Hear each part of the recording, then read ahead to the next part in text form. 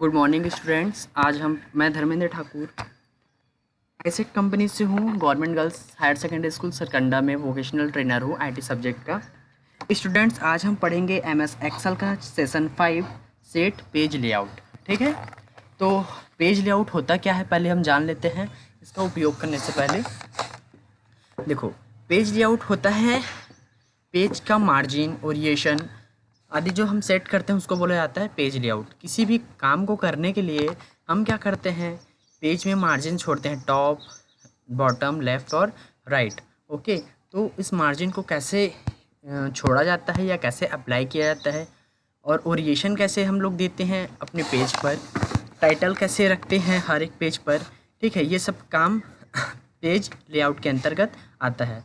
तो एक्सेल में page layout कैसे करेंगे देखते हैं हम लोग। सबसे पहले हम एक एक्सेल का फाइल ओपन करते हैं। मैंने इसमें कुछ डेटा रेडी करके रखा हुआ है, आप डेटा रेडी कर लेंगे। इसमें कुछ नहीं है, इस डेटा में सीरियल नंबर है, नेम है और कुछ मंथ हैं जिसमें सैलरी लिखी गई है। ठीक है, अब हम इसमें क्या करेंगे, पेज ओरिएशन पेज लेआउट अप्लाई करेंगे। ठीक है, पेज लेआउट अप्लाई करने के लिए सबसे पहले हम जाते हैं पेज लेआउट टैब पर। नाम से पता चल रहा है पेज लेआउट टैब मतलब इसमें पेज के लेआउट को कैसे चेंज करना है ये देखेंगे। इसमें हमको मिलेगा पेज सेटअप, यहाँ भी पेज का सेटअप करना है। ठीक है, कैसे करेंगे, तो पेज सेटअप करने के लिए हम मार्जिन यूज़ कर सकते हैं, ओरिएशन यूज़ कर सकते हैं, पेज का साइज़ है, प्रिंट एरिया है। ठीक है, ब्रेक्स हम पढ़ चुके हैं, बैकग्राउंड अप्लाई कर सकते हैं और प्रिंट टाइटल, इन सब चीज़ों को यूज़ करके हम क्या कर सकते हैं, अपने पेज को सेट कर सकते हैं। ठीक है, तो सबसे पहले हम देखते हैं मार्जिन, है ना।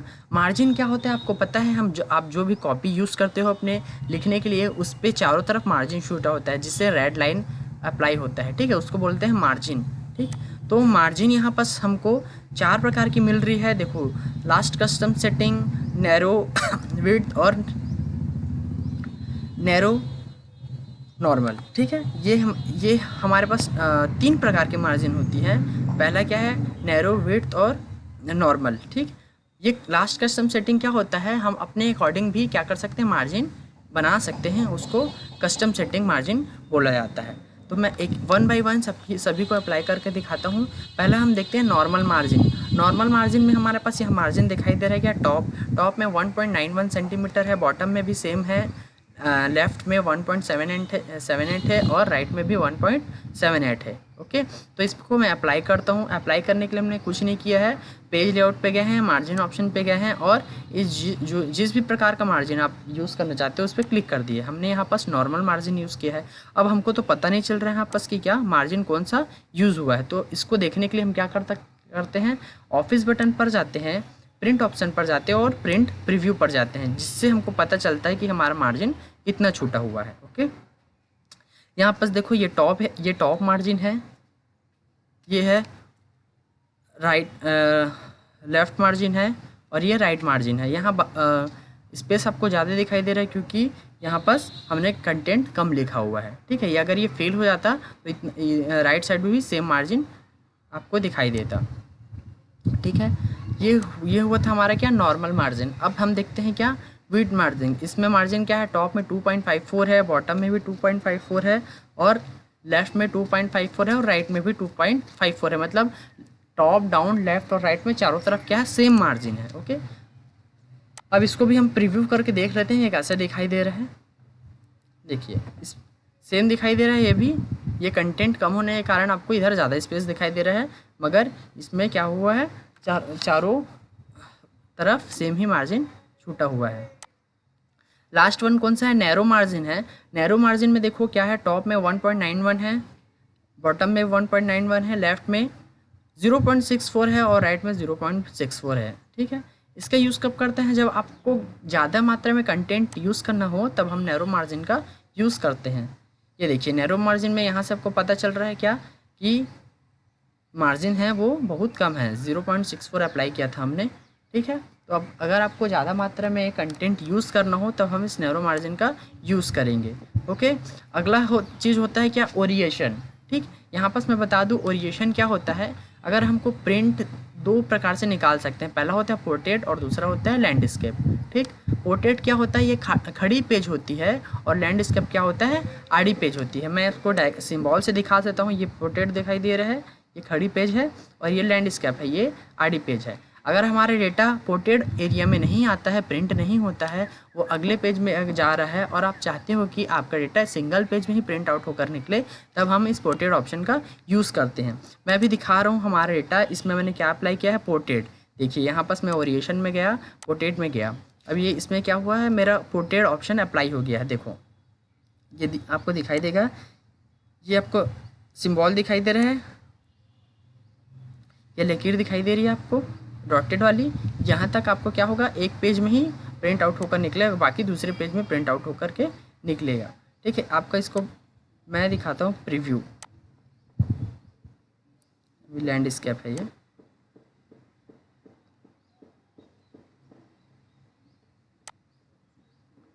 डेटा सेलेक्ट किए, ओरिएशन में गए, पोर्ट्रेट ऑप्शन में गए।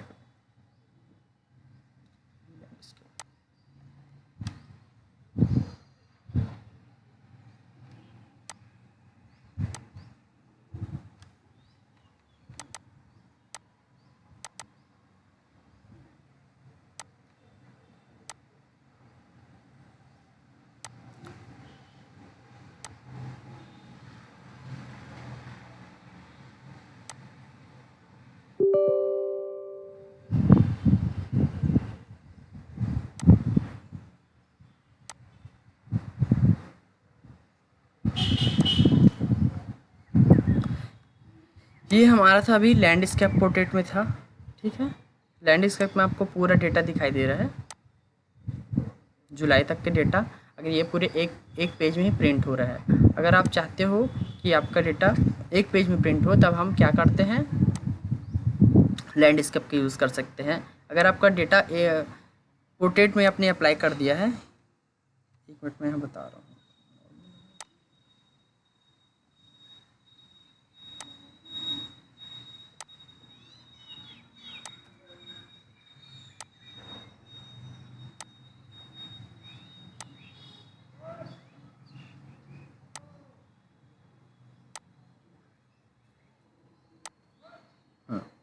अब देखिए यहाँ पास मैंने क्या किया है, अप्लाई किया है पोर्ट्रेट। पोर्ट्रेट में क्या हो रहा है, आपको ये ब्लैक डॉटेड दिखाई दे रहा है। ठीक है, मैंने इसको एकदम पास कर दिया था, इसलिए अप्लाई नहीं हो रहा था। ये ब्लैक डॉट दिखाई दे रहा है, मतलब अप्रैल मंथ तक के डेटा आपका प्रिंट होगा एक पेज में, और मई जून और जुलाई का डेटा दूसरे पेज में प्रिंट होगा।